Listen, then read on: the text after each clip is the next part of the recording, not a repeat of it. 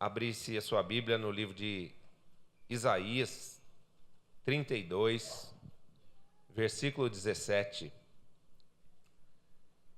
Deus vai falar sobre um tema forte aqui hoje.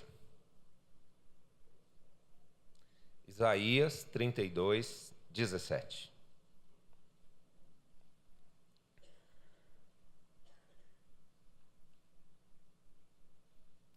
Eu quero contar rapidamente para você um testemunho. Tive passando esse sábado no Guarujá, mas não foi na praia não. Infelizmente, foi trabalhando bastante lá, ministrando sábado de manhã num café de pastores, onde muitos pastores de visão tradicional acabaram abraçando a visão em células no modelo dos 12, pedindo lá a nossa cobertura. E eu ministrei nesse café, falei sobre os benefícios da visão, e muitos pastores, lógico, pelo seu discernimento espiritual, porque todo homem de Deus ele tem a sensibilidade, ele tem a percepção dada pelo Espírito Santo, esses pastores todos puderam ver, né, que a visão é bíblica, que a visão é de Deus e que a visão dá muito fruto. Porque hoje a gente já pode apresentar os frutos da visão. Então, ministrei a palavra e depois, no fim, apresentei aquele vídeo com os 4 últimos anos dos congressos estaduais e muita gente decidiu no coração abraçar a visão. Isso foi uma grande bênção, fiquei muito feliz. Depois, à noite, eu participei de uma festa dos tabernáculos num lugar público da cidade, onde várias igrejas estavam reunidas e tinha lá uma multidão de pessoas celebrando uma festa dos tabernáculos. Então, a gente vê que está havendo assim, um mover de Deus, uma transformação, né, na vida da igreja, a igreja se unindo, a igreja conquistando os lugares públicos. Era uma quadra de esportes, mas um lugar bem agradável, um lugar muito bom. E cedido, né, pela prefeitura. O café do qual eu participei foi a prefeita que convidou os pastores para fazer parte daquele café, dizendo: eu preciso que os pastores da cidade orem por mim. Então Deus está se movendo e nós estamos vivendo dias de avivamento. Amém? Você se alegra com isso? Dê um aplauso a Jesus.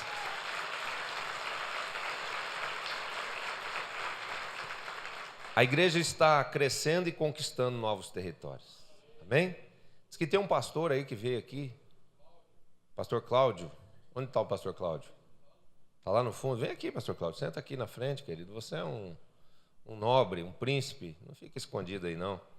Vem aqui para o lugar de honra, por favor. Em nome de Jesus. Você é bem-vindo, viu? Vocês acharam aí?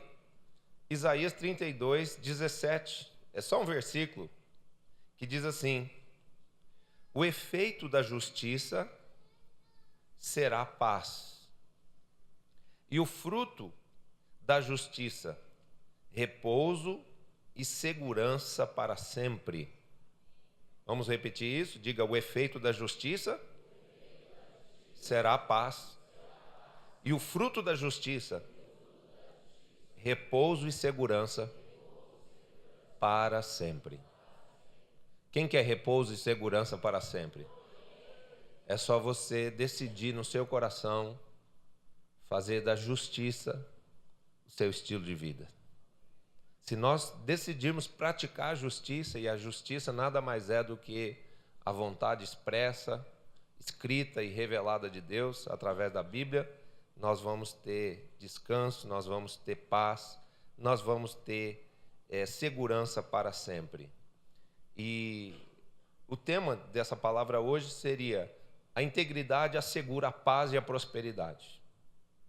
Nós podemos prosperar sem nos corrompermos.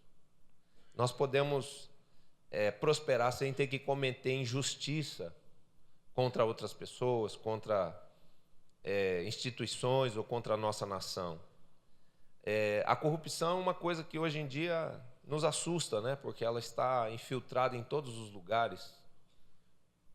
Um foco principal de corrupção são os lugares de autoridade, os lugares que exercem o poder. E a gente, quando olha isso, pensa que isso é um problema dos dias de hoje, mas a corrupção é uma coisa que remonta à criação do homem, remonta o tempo em que Adão e Eva se corromperam lá no Éden. Foi o pecado, né, que corrompeu a natureza humana desde o Éden. E a partir de então o pecado veio se multiplicando e veio dando lugar à corrupção do gênero humano. A corrupção é uma coisa criticada por todos. Todo mundo gosta de dizer: o governo é corrupto, fulano é corrupto, não sei o que é corrupto. Mas poucos são os que estão isentos da corrupção. E hoje Deus já começa nos ministrando e nos aconselhando da seguinte maneira: em vez de você ficar olhando para a corrupção e criticando a corrupção que haja na vida dos outros, olhe para dentro de você mesmo, olhe para a sua própria vida e procure extirpar da sua vida todo e qualquer traço de corrupção, todo e qualquer resquício de pecado, para que você não seja aqueles que criticam a corrupção, não seja um daqueles que criticam a corrupção, mas que acabam vivendo também contaminados por esse mal.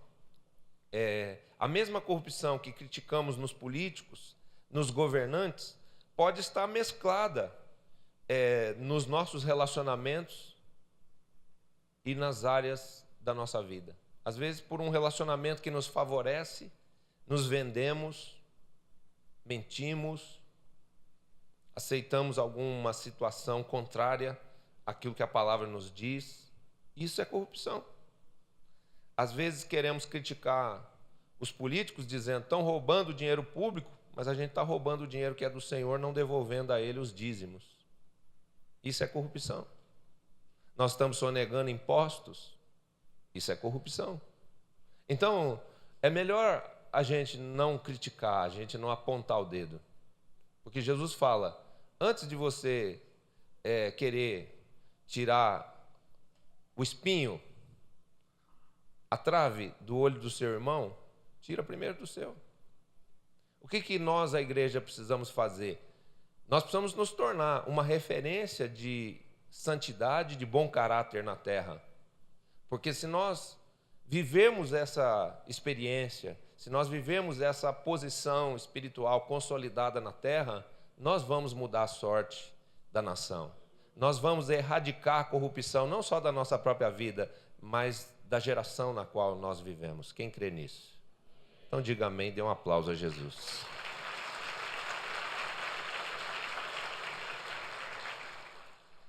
Existe toda uma apologia, né? Toda uma mentalidade que apoia a corrupção. O mundo prega que é comum a infidelidade conjugal, também é justificada toda a manobra administrativa, que é aquele jeitinho à la Delúbio, né? À la PT, que é assim: foi só um jeito aqui, né? Para aquela verba passar, para o nosso caixa e a gente poder ganhar a eleição. Então, existe todo um conceito, uma filosofia que diz: ladrão que rouba ladrão tem 100 anos de perdão. Afinal de contas, quem nunca deu uma propina?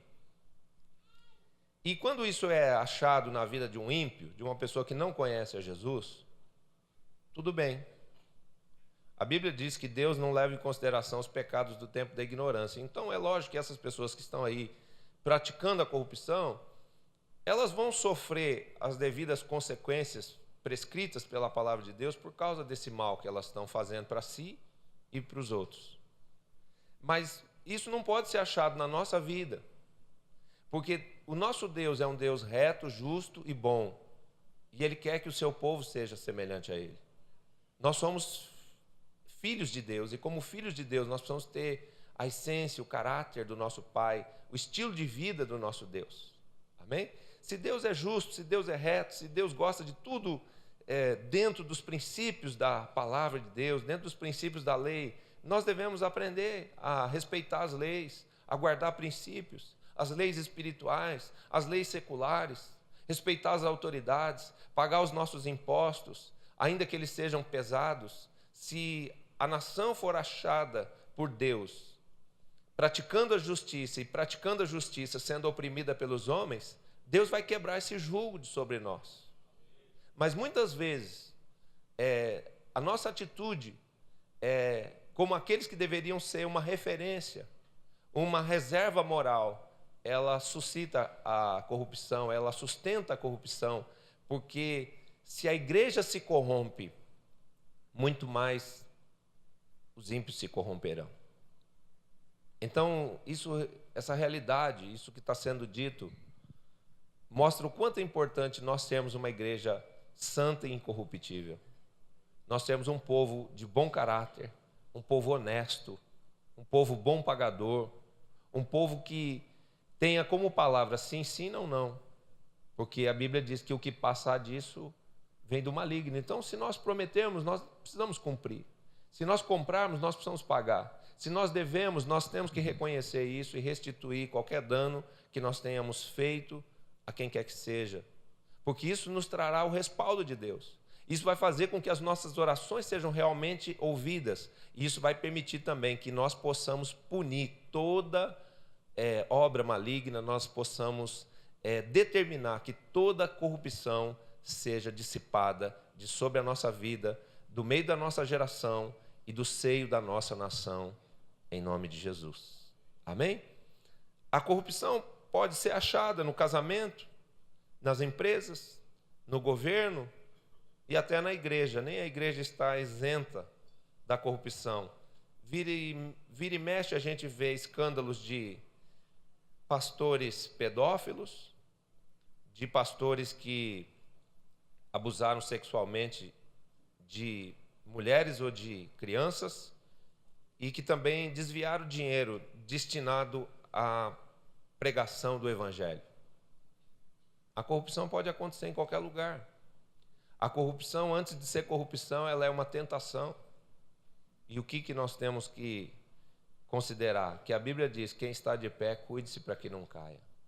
Então, uma das coisas que você precisa fazer é cuidar da sua vida espiritual, cuidar do seu relacionamento com Deus, sabendo que uma das coisas mais importantes para Deus é o nosso caráter.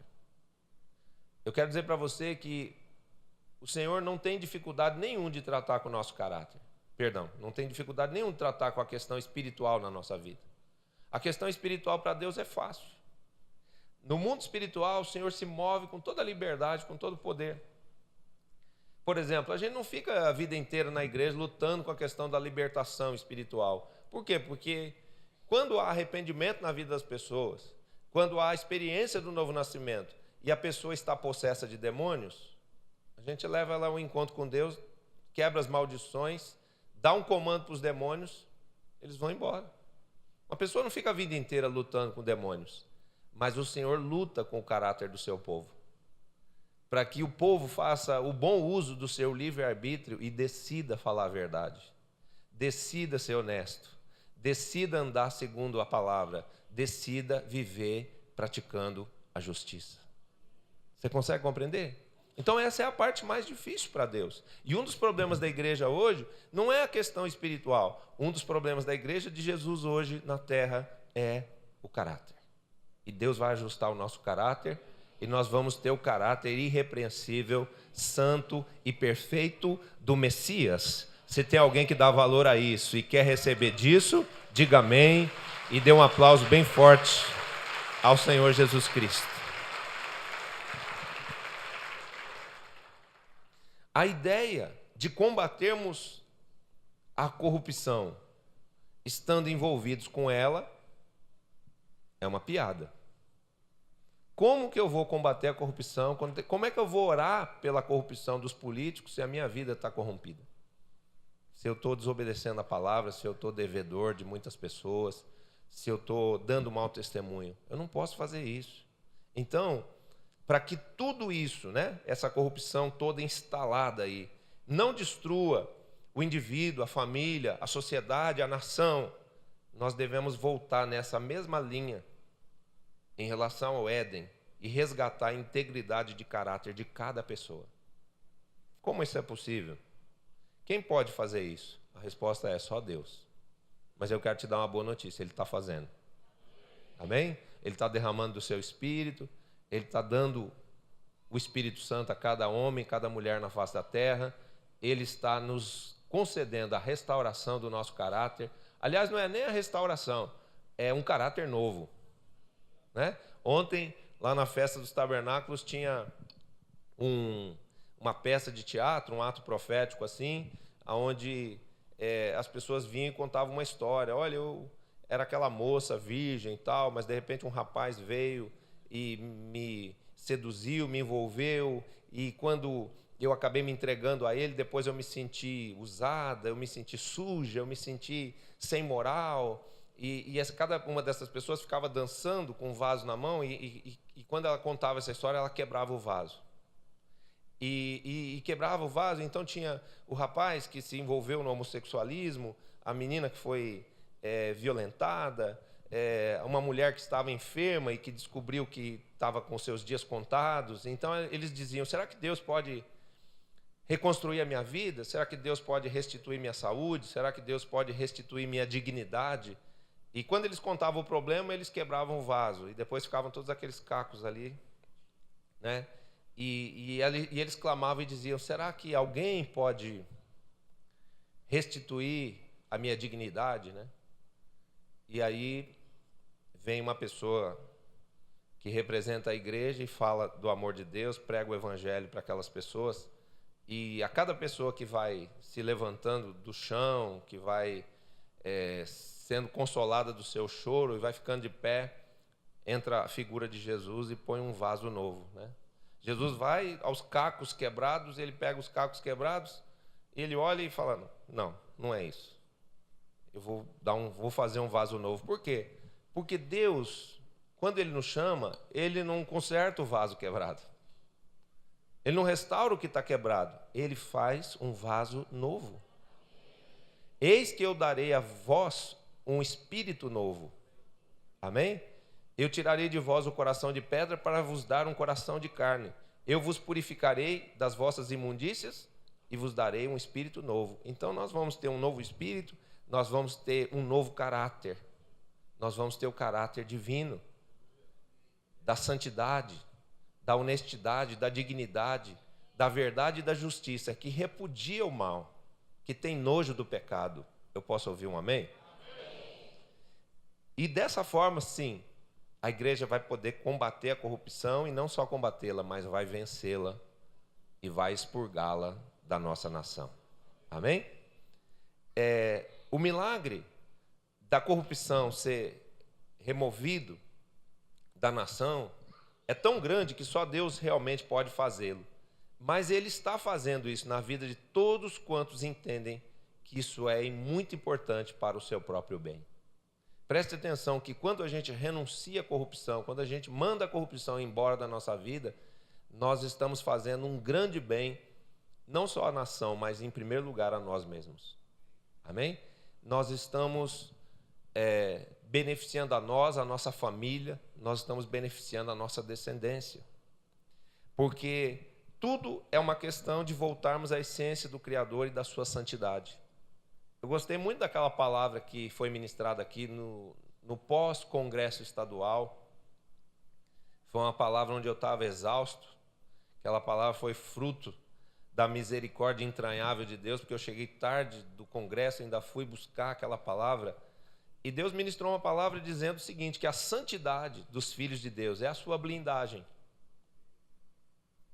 Quando nós estamos em santidade, o inimigo não tem do que nos acusar, ele não tem como nos tocar. E se o mal não puder tocar a nossa vida, quem vai tocar a nossa vida é o Senhor. E se o Senhor tocar a nossa vida, ela vai ser edificada, ela vai ser estruturada, ela vai ser abençoada, ela vai ser uma vida feliz. Amém? Então vale a pena pagar o preço da santidade. Pagar o preço da santidade às vezes é o caminho mais longo, é o caminho mais difícil, mas é o caminho mais seguro. E esse versículo que abre esse texto aqui, que abre essa ministração, está falando do quê? De nós vivermos com paz e com segurança para sempre. Qual é o preço disso? Nós decidirmos em todos os aspectos praticarmos a justiça. O que é justo é devido. Então, se eu tenho que devolver os dízimos, eu vou ser um dizimista fiel. Se eu tenho que falar a verdade, eu vou falar a verdade. Se eu não posso dar falso testemunho, eu não vou prejudicar ninguém contando mentiras. Se eu tenho que pagar os meus impostos, eu vou arcar com aquilo que a lei me impõe. Porque o fruto disso vai ser paz, vai ser prosperidade e vai ser segurança para sempre. Quando nós vivemos em santidade, a nossa vida é uma vida sólida. É uma vida respeitada, tanto pelos céus quanto pela terra. Às vezes a gente vê uma pessoa e fala assim, meu Deus, que unção que tem esse homem. Não é só fruto de carismas, fruto de graça de Deus. É o bom caráter que essa pessoa tem. É a dignidade interior que ela possui. Você consegue compreender? Porque tem muita gente que flui no carisma, é muito inteligente, tem dons, fala bem, mas por dentro está corrompido. No coração tem mentira, no coração tem uma ganância terrível, uma cobiça por coisas que só são terrenas, quando na verdade o nosso coração, nosso espírito deve anelar pelas coisas do céu e deve atrair de lá a essência do Criador, que é a santidade. Amém? Então, presta atenção nisso. A Bíblia diz que Deus é fidelidade. Deuteronômio 32, 4. Deus é fidelidade e não há nele injustiça. Ele é justo, reto e bom. Está escrito isso na palavra. E também diz acerca do homem, que Deus, quando criou o homem, o fez reto, mas ele se meteu em muitas astúcias. O homem se meteu em muitas espertezas, em muitas cobiças. O primeiro erro do homem foi cobiçar uma coisa que lhe era vedado. E eu quero dizer que uma das coisas que faz as pessoas tropeçarem muito facilmente é a cobiça do seu próprio coração. Às vezes por um princípio de sensualidade, cobiçar o sexo ilícito, cobiçar a mulher de alguém, cobiçar o sexo antes do tempo. Isso leva pessoas a tropeçarem, pessoas a estragarem relacionamentos, pessoas ferirem a sua relação com o Espírito Santo e, consequentemente, perderem tempo e unção. Outro problema que eu tenho visto, assim, cercando os filhos de Deus nesses dias, é a cobiça por dinheiro, é uma pressa de ficar rico, é uma ganância que faz as pessoas saírem do propósito do seu chamado, deixarem os valores espirituais para quererem ganhar dinheiro de uma forma fácil, rápida e às vezes até ilícita. Fica naquele negócio, eu não sei se isso é certo, se isso é errado, não é? Mas aí, na dúvida, eu acho melhor eu ganhar dinheiro depressa, então vou fazer. E aí aquela coisa de filhos de Deus, de cristãos, pessoas que chegam no escritório dando graça e paz para todo mundo, depois manchar o testemunho pessoal e o testemunho da igreja aceitando propina, dando lá um aval para uma coisa que a diretoria da empresa não aceitaria de forma alguma. E nós não podemos agir dessa maneira, queridos. Nós precisamos combater a corrupção, sim, mas não é no governo, é na nossa própria vida. É no nosso governo pessoal, é no governo da nossa jurisdição a nível pessoal e secular. Se a corrupção for extirpada da vida, do coração, do estilo de vida de cada pessoa na face da terra, logo, logo a corrupção não vai existir mais no planeta Terra. Amém? E Deus está trabalhando por isso, e o Senhor, como vence sempre, vai, de fato, livrar a humanidade do mal da sua corrupção. O homem não nasce corrompido, não é? Olha o que esse texto diz, que Deus fez o homem reto, mas que ele se meteu em muitas astúcias. Então, o que nós devemos entender? Que nós não devemos nos angustiar pelas coisas que queremos, que nós não devemos nutrir cobiça no nosso coração, porque Deus tem uma posição, Deus tem um legado, Deus tem uma bênção para cada um dos filhos de Deus. E nós, no tempo do Senhor, vamos prosperar, vamos ser supridos, vamos ser realizados nas nossas aspirações, sem precisarmos barganhar com o diabo, negociar com o mal, com o pecado, dar lugar às obras da carne, nem enlaçar o nosso coração no amor do dinheiro. Eu disse que eu tenho visto pessoas assim, com essa inclinação para querer ganhar dinheiro rápido, para querer ficar rico. E quando existe esse valor excessivo para o dinheiro, isso se configura na vida das pessoas numa idolatria. Há pessoas que só pensam nisso, só pensam em negócio, só pensam em ganhar dinheiro, só pensam numa oportunidade de ganhar milhões, de ganhar bilhões. E eu digo que essa oportunidade, ela é lícita para cada pessoa que está aqui. O Senhor tem para a sua vida uma prosperidade de riqueza. Porque a Bíblia diz que Jesus Cristo se fez pobre para que nós fôssemos ricos. Então, a riqueza não é pecado. O pecado é pôr o coração na riqueza. É tirar o coração de Deus, é tirar o coração das coisas de Deus e colocar o coração para adorar a Mamon. E eu tenho visto esse maldito desse Mamon assediando filhos de Deus, assediando pastores, assediando apóstolos, assediando pessoas que saem do propósito original de Deus para ir andar numa paralela que acaba se tornando em desvio. E isso é muito perigoso. Que Deus livre cada filho da igreja El Shaddai, cada discípulo e cada sacerdote da igreja El Shaddai desse grande mal. Que o Senhor te livre do amor excessivo ao dinheiro. Que o Senhor te livre de todo o poder de Mamon, em nome de Jesus. Quem recebe? Dê um amém aí, dê um aplauso a Jesus.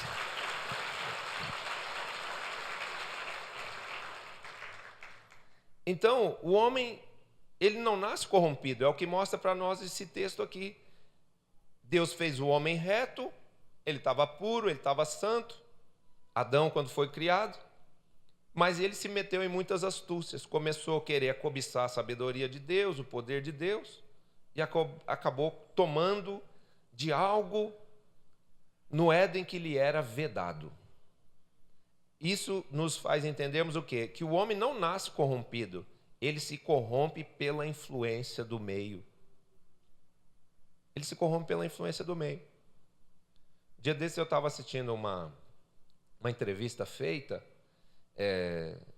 lá naqueles morros do Rio de Janeiro, onde está o tráfico, e a televisão estava entrevistando as crianças e perguntando para as crianças: o que você quer ser quando você crescer? E lógico, o menino com aquela tarja nos olhos assim, né? A reportagem desfocava o rosto da criança, mas a criança respondia, um menininho de 12 anos: eu quero ser traficante. Por que isso? Por que uma criança de 12 anos quer ser traficante? Porque ele vê na figura do traficante o herói, a pessoa que tem dinheiro, aquele que manda e aquele que dá.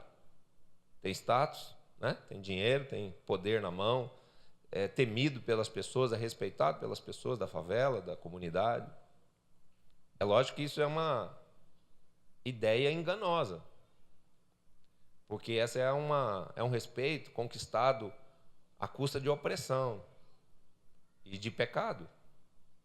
Mas as crianças, elas estão sendo, nesse processo, roubadas da sua pureza, e estão sendo, na sua ingenuidade, na sua pureza de coração, induzidas a pensar que ser um criminoso, ser um traficante é uma coisa boa.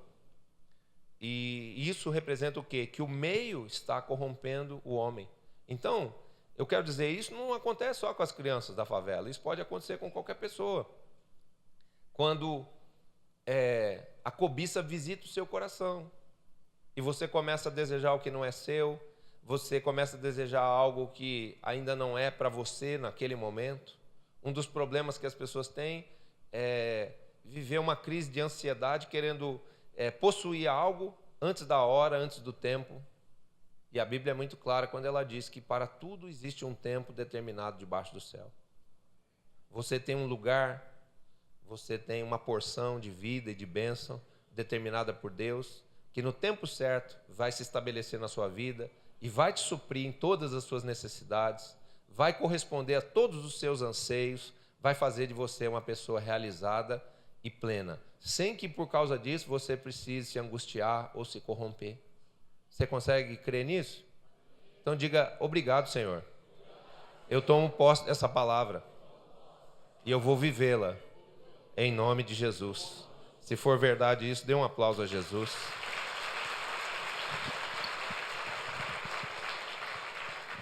Nós não precisamos, por exemplo, tomar o lugar de outro no trabalho. Porque se aquele lugar for seu, no coração de Deus, no tempo certo, Deus mesmo vai tirar aquela pessoa e vai pôr você lá. Mas você precisa conquistar isso de forma espiritual.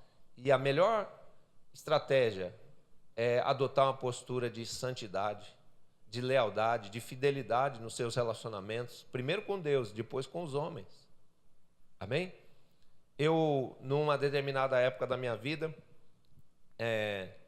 perdi a minha posição na empresa que eu tinha, era uma posição de gerente. Eu era o chefe do departamento. Mas eu pedi demissão para ir embora da empresa, porque eu tinha fundado a minha própria empresa, eu tinha aberto minha própria empresa, que estava indo bem.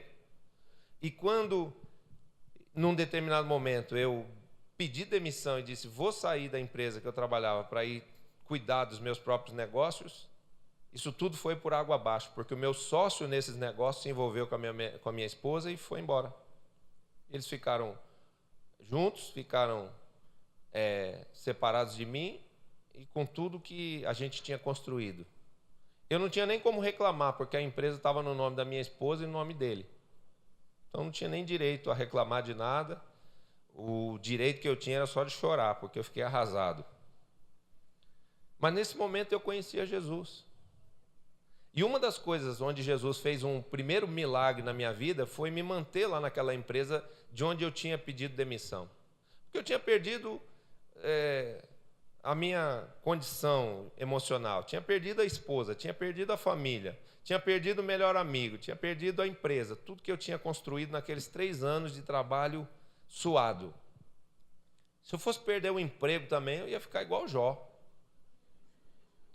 Então, Jesus teve misericórdia de mim e eu fui contar para o diretor que eu tinha acontecido toda essa tragédia na minha vida e ele disse assim, fica tranquilo, embora já exista uma pessoa contratada para ficar no seu lugar, eu vou conversar com o presidente, eu vou convencer o presidente a te manter no cargo aí para que você treine, para que você ensine essa pessoa que vem, porque ele está vindo de uma outra área e ele não tem experiência nenhuma no ramo de bicicletas. E aí Deus abriu uma porta de misericórdia e de graça e eu permaneci na empresa.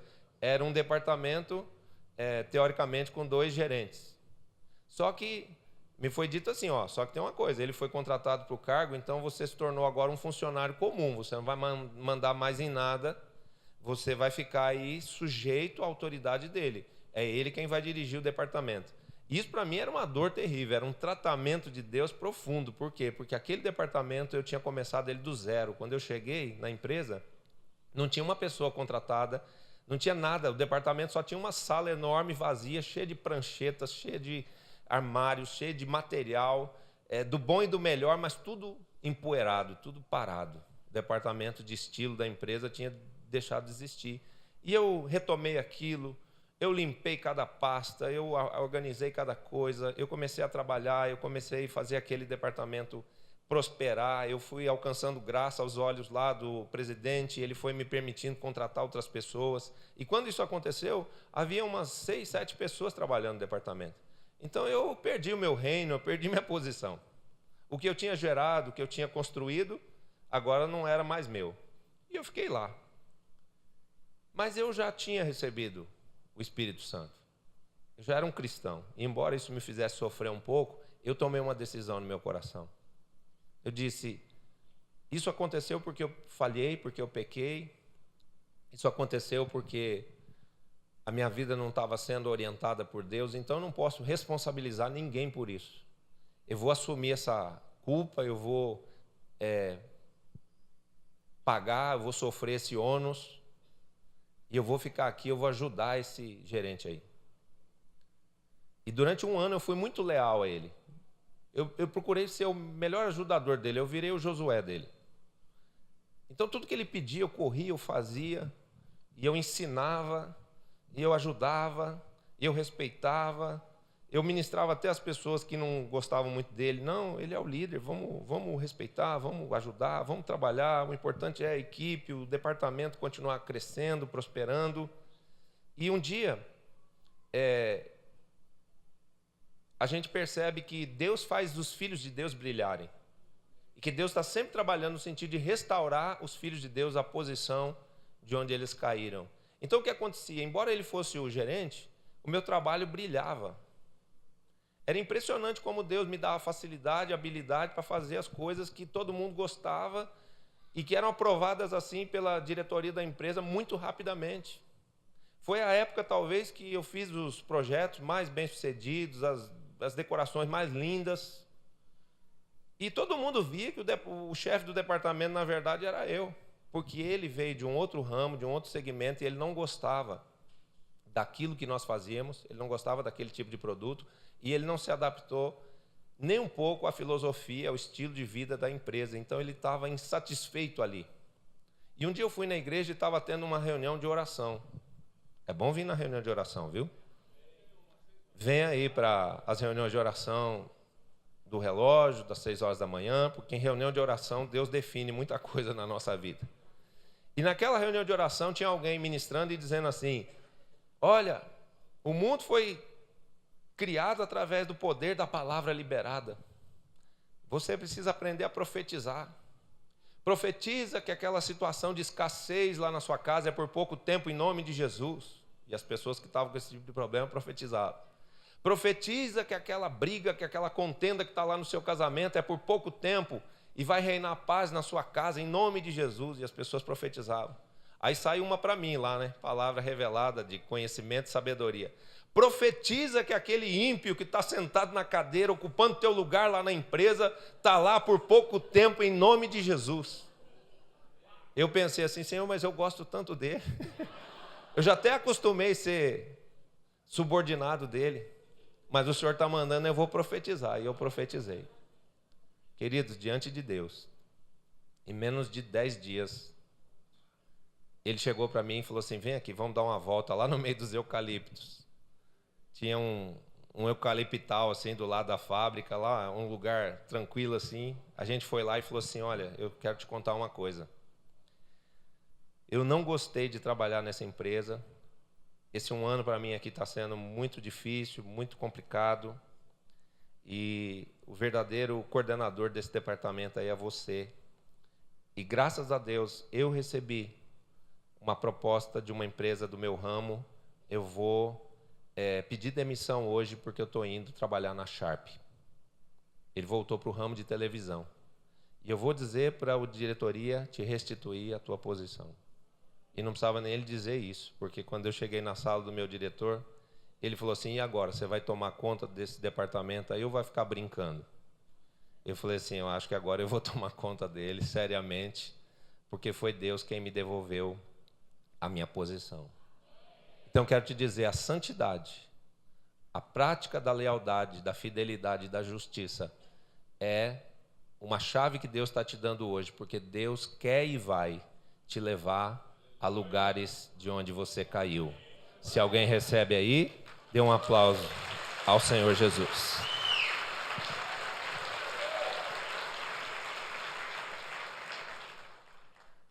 Deus hoje disse no texto inicial, o texto de Isaías, que nos mostraria um caminho de paz, para que nós fôssemos livres de cairmos na insensatez.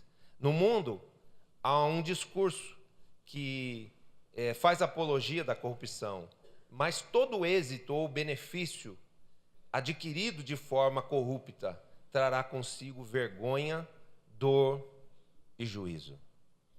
Preste atenção, todo bem ou todo benefício, né? toda posição conquistada através de mentira, através de jeitinho, através de corrupção, através de prejudicar outrem, ela trará consigo vergonha, dor e maldição. Essas pessoas que estão mentindo, que estão corrompendo, que estão desviando verba pública, elas não sabem, mas elas estão trazendo maldição sobre a vida delas e sobre a vida de toda a descendência delas. Elas serão visitadas pelo mal, porque com Deus não se brinca. E a palavra de Deus diz que se o homem semear o mal, ele vai colher o mal. A palavra de Deus diz, no livro de Lucas 18, que Deus executa juízo e justiça na terra. Então ele faz justiça e ele também executa juízo. Não pense que os corruptos vão ficar impunes a vida inteira, não. Porque se a justiça dos homens não apanhá-los, a de Deus certamente os apanhará. É infalível, queridos. É infalível. Então a atitude mais sábia para cada um de nós é nós pelejarmos ostensivamente contra toda forma de corrupção em nossas vidas.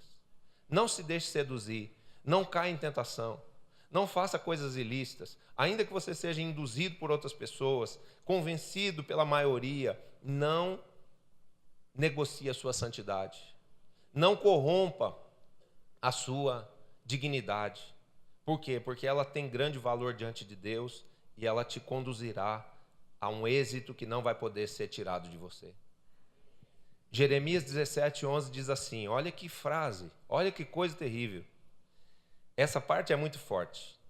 Como a perdiz que choca ovos que não pôs, assim é aquele que ajunta riquezas de forma ilícita. Está comparando. Uma perdiz que acha um ninho de cobra, vê uns ovinhos bonitinhos lá, oba, ovos para eu chocar. Que maravilha. A perdiz adora chocar ovos, se acomodar num ninho, ficar bem quentinha ali e chocar ovos. Mas não foi ela que pôs aqueles ovos ali. Quem pôs aqueles ovos foi uma cobra. E olha o que diz aqui. Assim como a perdiz que choca ovos que não pôs, assim é aquele que ajunta riquezas de forma ilícita. No meio dos seus dias as deixará, e o seu fim será considerado insensato. O que acontece com a perdiz que acha um ninho de cobra, toma posse, se senta em cima e choca aqueles ovinhos? De duas uma. Ou a serpente mãe virá e a comerá, porque vai reivindicar os ovos que são seus, ou as serpentezinhas filhas vão nascer e vão picar a perdiz com o veneno mais cristalino. Você sabe que quanto mais jovenzinho uma serpente, mais forte é o seu veneno. Então é pior a picada da serpente bebê do que da serpente mãe. E é isso que está dizendo. Que vai sofrer aquele que se apropria do que não é seu, daquele que pega o que é dos outros, daquele que ganha algo, que adquire riquezas de forma ilícita. Não vai dar certo. Quando as pessoas me perguntam, deu certo lá o relacionamento da sua esposa com o rapaz que foi embora com ela? Eu falo, é evidente que não. Porque toda coisa que é conquistada à custa do sofrimento de outro não vai trazer felicidade para quem cobiçou e roubou. Não tem como. Não é respaldado por Deus, não é abençoado por Deus. É um relacionamento infeliz. Como acabou esse relacionamento? Ela descobriu que ele tinha outras e ele está doente até hoje. De uma doença que ninguém descobre o que é e não tem cura. Então, não tem jeito. É melhor a gente se apropriar da graça, do perdão que Deus já nos deu e decidir, nessa nova vida que Jesus nos concedeu, vivemos uma vida pura, reta, limpa e santa. Porque embora esse seja o caminho mais difícil, principalmente no meio de uma geração corrompida pelo pecado, nós vamos pagar um preço por isso, nós vamos ser chamados de loucos, nós vamos ser chamados de fanáticos, de bobos, não tem problema. Nós vamos desagradar os homens, mas nós vamos agradar a Deus. E vai chegar o tempo em que os homens terão que reconhecer que nós estávamos corretos. Você recebe aí? É uma palavra profética.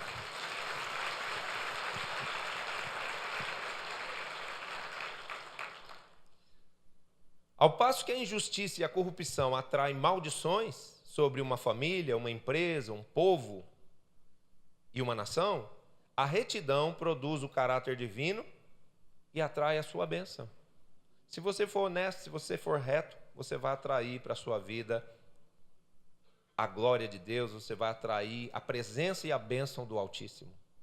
Amém? Deus se agrada de ver os seus filhos andando em retidão, cumprindo o que lhes é solicitado. E quando o Senhor nos acha assim, Ele nos respalda com êxito. A Bíblia diz: a bênção do Senhor enriquece e não traz consigo dores. Então, as dores das quais está falando esse versículo, que diz: a bênção do Senhor enriquece e não traz consigo dores, são as consequências trazidas sobre a vida dos que se deixam enlaçar pelos bens mal adquiridos. Não adianta a gente ficar com o que é de Deus, reter o que o Senhor nos pede. Temos um coração avarento, um coração ganancioso. Temos um coração cobiçoso, que deseja o que é dos outros, que fere a outros, que prejudica a outros para o nosso próprio bem. Se nós fizermos isso, nós vamos ser acrescentados de dores. Mas a Bíblia diz que a bênção do Senhor é o que enriquece e não traz consigo dores. Então, Deus pode nos fazer prosperar de forma lícita. Diga comigo: há uma forma justa, lícita, para que eu prospere, para que eu enriqueça. Deus não tem problema de enriquecer ninguém, desde que essa riqueza não vá corromper essa pessoa, desde que essa riqueza não vá fazer essa pessoa se afastar de Deus e das coisas de Deus. Amém? Por quê? Porque há caminhos dados pelo Senhor para que isso aconteça. Deus pode nos fazer prosperar de forma lícita, porque há caminhos dados por Ele para que isso aconteça. Um dos caminhos é a santidade, é a prática da justiça. Se você fizer tudo certo aos olhos de Deus, será automático. Deus vai te prosperar, Deus vai te abençoar, Deus vai te enriquecer. Principalmente se você entender a mente do Senhor e saber que Deus é um Deus que tem prazer na nossa prosperidade. Deus tem prazer em que nós enriqueçamos. Você sabia disso? Deus não quer que você tenha só para você. Deus não quer que você tenha só as suas necessidades supridas. Paguei todas as minhas contas, estou com a minha vida tranquila, está tudo bem. Não, Deus quer que você tenha dinheiro guardado. Você sabia disso? Sabe por que Deus quer isso? Porque Ele quer que você seja usado por Ele, através de reserva, através de excedente, para que através desse excedente você possa ajudar pessoas que venham precisando. No seio da sua família, no meio dos seus amigos, no meio dos seus irmãos, em relação a qualquer pessoa que precise. Deus diz assim: cada um faça o que é bom com as suas mãos, para que tenha com que ajudar o necessitado. Então Deus vai te dar essa prosperidade excelente. Deus vai te dar esse transbordar dos teus celeiros e dos teus lagares. Para quê? Para que esse seu excedente não seja motivo de vanglória nem de soberba na sua vida, nem seja pedra de tropeço para você, mas seja uma forma de você abençoar o reino de Deus, de você servir a Deus com a sua riqueza. A palavra tem uma ordenança específica aos que são detentores de riquezas. Ele diz: aos que possuem riquezas, o Senhor recomenda que sejam liberais. Ou seja, se é rico, não fica agarrado no dinheiro, não. Seja liberal, porque quanto mais liberal você for, quanto mais você doar, quanto mais você ajudar, quanto mais você abençoar, mais você vai possuir. Quem recebe isso? Glória a Deus por isso. Olha o que diz o Salmo 85. Quer aplaudir Jesus? Pode aplaudir. Todo aplauso aqui é para Ele. O Salmo 85, 12 diz assim: diz também o Senhor, que dará o que é bom. Deixa eu ler só a parte do versículo. Diz assim: o Senhor, Salmo 85, 12. Presta atenção. Versículo 12 é para prestar atenção. O Senhor dará o que é bom. O Senhor dará o quê? Para quem? Para você. Porque você é filho dele. Amém? O Senhor dará o que é bom. E a nossa terra produzirá o seu fruto. A sua terra vai dar o seu fruto. Vai haver fruto na sua casa. Vai haver fruto na sua célula. Vai haver fruto no seu trabalho. Vai haver fruto abundante em toda a obra das suas mãos, seja de ordem espiritual ou de ordem material, em nome de Jesus. O Senhor dará o que é bom e a nossa terra produzirá o seu fruto. A justiça, está falando de ser justo, a justiça irá diante dele. cujas pegadas ela transforma em caminhos. Quando uma pessoa decide praticar a justiça vai abrindo portas de prosperidade para nós. Amém? Quando nos dispomos a viver em retidão, de forma honesta e justa, Deus nos abre caminhos e os seus caminhos nos conduzem à paz e à prosperidade. Deus vai te dar ideias criativas. Deus vai te oferecer boas oportunidades. Deus vai te abrir portas onde não existem portas para que você prospere. E a sua justiça seja conhecida dos homens. Porque aquilo que eu sempre falo para vocês, por que Deus quer que nós sejamos pessoas de êxito? Porque o nosso êxito glorifica ao nome do nosso Deus. Amém? Então Deus quer que você prospere sim, mas de forma justa. De forma que a sua prosperidade seja uma prosperidade bendita e não amaldiçoada por Deus. Todo o que deve teme, e o que teme perde o sono. A corrupção subtrai a paz e acrescenta a culpa. Ao passo que o texto base diz, o efeito da justiça será a paz. Quem faz as coisas corretamente deita a cabeça no travesseiro e dorme o sono dos justos. Eita coisa deliciosa. Não tem ninguém para lhe cobrar, não tem ninguém para lhe acusar. O gerente do banco não vai te perturbar. Vai tudo estar fluindo bem. Tem gente que vive uma vida tão atribulada, tão endividada, tão sofrida, que fala assim, será que isso um dia é possível? Eu já vivi como você e hoje eu vivo desse jeito. Eu já vivi assim, atribulado, cobrado, afligido, e hoje eu vivo uma vida tranquila, de paz e de prosperidade. Por quê? Porque eu aprendi a viver em justiça, viver em retidão. Eu aprendi que a santidade é o melhor negócio que pode existir na vida de uma pessoa. Amém? O efeito da justiça será a paz, e o fruto da retidão será repouso e segurança para sempre. Toda ação injusta, toda atitude que nos beneficie em detrimento de outros, é uma semente de corrupção plantada para o nosso futuro e para o futuro da nossa dependência, da nossa descendência. Sabe o que nós precisamos pensar muito bem? De como nós vamos administrar a nossa vida com Deus, de que tipo de cristão é você, de que tipo de patrão é você, de que tipo de marido é você, que tipo de esposa é você, que tipo de mulher de Deus é você, que tipo de jovem é você na minha geração, porque tudo que eu fizer hoje fica num registro eterno. E não diz respeito só à minha própria pessoa, mas fica num registro bom ou num registro ruim, conforme as minhas atitudes para os meus filhos. Então hoje, muitos filhos estão sofrendo pelas injustiças praticadas pelos seus pais. Tem filhos que estão debaixo de maldição, porque os pais roubaram, porque os pais cobiçaram, porque os pais pecaram, porque os pais viraram as costas para Deus. E hoje os filhos sofrem consequências disso. Porém, a semente da retidão também pode ser plantada por nós, e quando plantada, ela produz vida, paz e prosperidade para toda a nossa descendência no decurso das suas gerações. Ou seja, a bênção do Senhor vai visitar a sua descendência de geração em geração. E os seus filhos vão alcançar graça e bom entendimento diante de Deus e diante dos homens. Se você recebe, isso é uma palavra profética sobre a sua vida e sobre os filhos dos seus filhos. Dê um aplauso bem forte aí ao Senhor Jesus.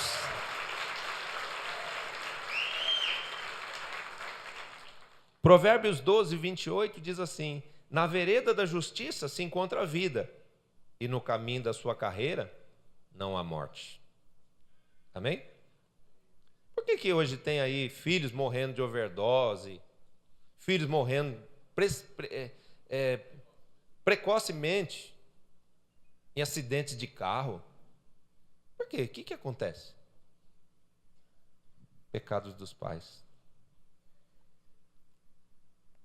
Antônio Carlos Magalhães tinha um grande orgulho, seu filho que iria ser presidente da República. Mas seu filho tão amado, por causa de todas as feitiçarias daquele homem, de todas as abominações cometidas por ele diante dos olhos de Deus. Foi ceifado precocemente, morreu jovem, subitamente. E aquele homem chorou muito a morte, a perda do seu filho. E por incrível que pareça, no dia em que aquele jovem morreu, Deus falou comigo sobre aquele fato. E me remeteu a um texto de Isaías 14, onde está escrito assim: porque praticaste o mal e mataste o teu povo, eu tocarei a sua descendência. Porque a descendência dos perversos, ela jamais será eleita. Ele ia ser presidente da República. Então, quero dizer, nós precisamos pensar nos nossos filhos e perceber que todo pecado, toda corrupção vai produzir maldição para nós e para eles. Mas eu tenho também, da parte de Deus, pela bondade de Deus, pela justiça do Senhor, a possibilidade de plantar para a minha descendência um futuro de esperança. E que plantio é esse? Eu viver justamente. Eu viver de forma temente diante de Deus. Eu endireitar a minha vida. Eu dar um jeito nesse meu caráter deformado e corrompido, tomando a decisão de não viver de forma injusta, corrupta e perversa. Mas eu decidi assumir a postura de um verdadeiro cristão, fluindo nesse mundo com a natureza do Espírito Santo. Amém? A oportunidade que Deus dá ao homem de mudar a sua natureza, de tirar de si a corrupção, é receber o perdão de Deus e também a natureza incorruptível do Espírito Santo. Quando uma pessoa se converte, queridos, Deus muda a essência dela. Deus muda o caráter.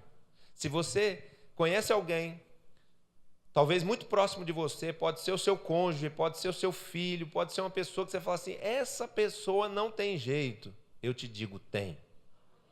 Porque Deus muda o caráter. Deus muda a mente, Deus muda o coração. Pessoas más, pessoas injustas, pessoas desonestas, pessoas que vivem na prática da mentira, eles se tornam verdadeiros filhos e servos de Deus, tementes e retos diante de Deus. Deus pode fazer isso. Esse é um milagre que glorifica a Deus. E eu quero dizer, esse milagre Deus vai processar na sua vida, na vida dos seus filhos e dos filhos dos seus filhos. Se você recebe, é só dizer amém. Porque eu declaro isso em nome do Senhor Jesus. Então Deus pode mudar a nossa natureza através do arrependimento e pelo poder da fé em Jesus. Não adianta só eu crer em Jesus, não só viver a fé em Jesus, mas eu preciso me arrepender em todo o tempo. Eu preciso me guardar do pecado. Eu preciso acreditar nessa graça redentora de Deus. Que por mais envolvido, por mais enlaçado que eu esteja com o pecado, por mais mau caráter que eu seja, Deus pode mudar a minha vida e a minha história. Não há pecado, não há crime que Jesus não possa perdoar. Se o Marcola, se o Fernandinho Beiramar, de todo o coração se arrependerem de todos os crimes que eles cometeram até o dia de hoje, todas as mortes, todo o derramamento de sangue, todo o mal que eles produziram a pessoas e à sociedade, eles são verdadeiramente salvos e perdoados por Jesus. Por quê? Porque não há pecado que o sangue de Jesus derramado na cruz do Calvário não possa perdoar, não possa encobrir. E Deus tem o poder não só de nos perdoar os pecados, mas de dar essa natureza diferente, pura, santa, incorruptível ao homem. Então, nós precisamos crer nisso e entendermos que quando nós tomamos posse do perdão que vem da cruz, recebemos a natureza divina do Espírito Santo e a capacidade de vencer toda a corrupção em nossa vida e também ao nosso redor. Amém? Se você combater a corrupção na sua vida, pelo poder da cruz, pela fé em Jesus Cristo, por decidir fazer as coisas conforme a vontade de Deus, com a ajuda do Espírito Santo, você vai ser um instrumento habilitado, capacitado, respaldado por Deus em combater toda a corrupção na sua casa, no seu ambiente de trabalho, onde quer que você vá, você vai ser um instrumento que vai erradicar a corrupção e o mal. Mas nós, embora saibamos que nós teremos da parte de Deus esse respaldo, nós precisamos querer isso de todo o coração. Para quê? Para que o pecado não bata a porta da nossa casa e traga consigo a maldição. Eu quero encerrar com esse versículo aqui de Gênesis 4. Gênesis 4, 6 e 7. Olha o que Deus diz a um homem de Deus. Caim era um homem de Deus. Mas olha o que o Senhor disse a ele. Gênesis 4, 6 e 7. Então lhe disse o Senhor: por que andas irado, Caim? E por que descaiu o teu semblante? Se procederes bem, não é certo que serás aceito? Se todavia procederes mal, eis que o pecado jaz à porta.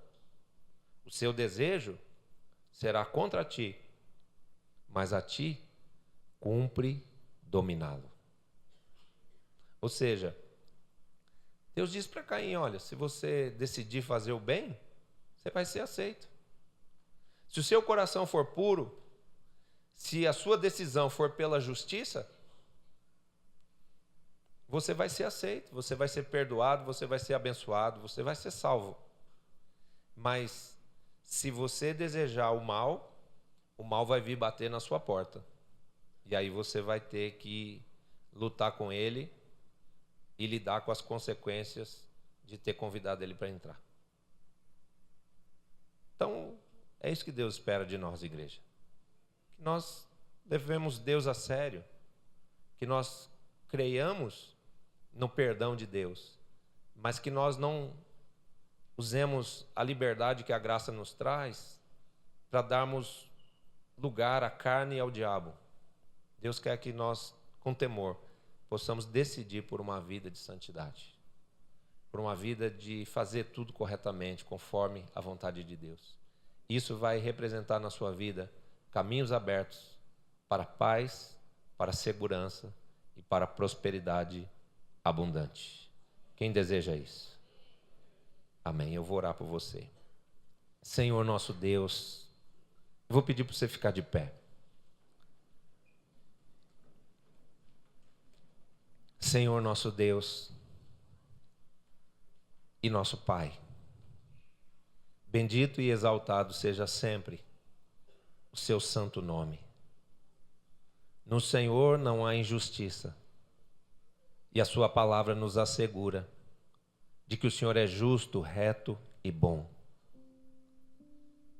Que essa tua natureza, Senhor, a natureza perfeita, imaculada, incorruptível do teu Filho Jesus Cristo, venha tomar lugar na nossa vida, da natureza descaída, adulterada, deformada, corrompida, Senhor, pelo pecado. Nós aproveitamos esse dia de comunhão contigo, esse dia onde estamos na presença do Espírito Santo, sob o seu cuidado, sob a sua ministração, para exaltar o Senhor pela sua bondade para conosco.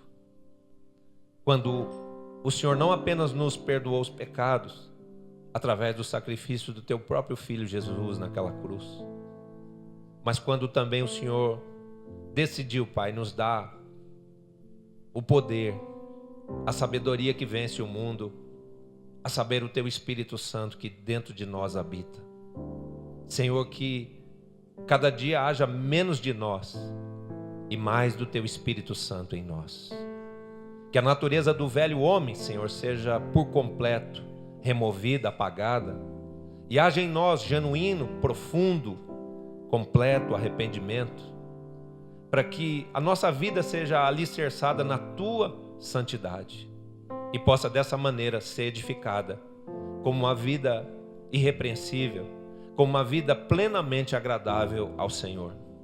Sabemos, Senhor, que isso não é possível por nossa causa, não é pelo nosso esforço, não é só pelo nosso querer ou pelo nosso agir, desejando fazer o bem, mas é pelo teu poder, Senhor, que se manifestará para fazer dos teus filhos, para fazer da tua igreja, a igreja santa, a igreja sem ruga, sem mácula, sem defeito, que o Senhor Jesus Cristo chama de gloriosa e que também Ele está vindo buscar.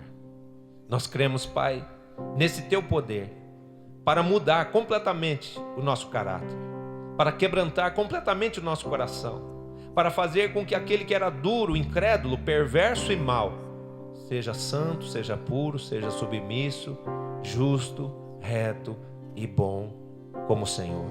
Que o Senhor faça isso conosco, que o Senhor faça isso com os nossos familiares, que o Senhor abençoe com esse caráter temente, com esse caráter puro e santo, cada um dos nossos familiares, e que a nossa família, que a nossa descendência receba do Senhor também esta essência, receba do Senhor este coração, em nome de Jesus. Oramos pedindo, Pai, que o Senhor tenha misericórdia de nós e dos nossos filhos, e que o Senhor tenha misericórdia, Senhor, da nossa nação, porque a nação brasileira tem sido assolada por este mal, mas nós cremos que o Senhor vela por ela. Nós cremos, Senhor Jesus, que o Senhor intercede por ela diante do Pai nesta hora. E a nossa nação, através da igreja, que tem sido santificada, que tem sido edificada segundo o caráter de Cristo, haverá de banir no poder do Teu Espírito Santo e na autoridade do nome de Jesus todo o mal e toda a corrupção da nossa nação, em nome de Jesus. Que o Senhor derrame do Teu Espírito Santo mais e mais sobre nós. Que o Senhor derrame abundantemente do Teu Espírito Santo sobre a nossa nação. E que toda treva seja dissipada. Que toda raiz de iniquidade seja arrancada desde o oculto e desde o profundo. E que a vontade genuína, perfeita, boa e agradável do Senhor seja estabelecida tanto nos céus como também aqui na terra. Em nome de Jesus. Amém. E graças a Deus. Diga assim: corrupção, fora da minha vida, da minha casa, do meu trabalho, do meu ministério, da minha nação, em nome do Senhor Jesus. Amém.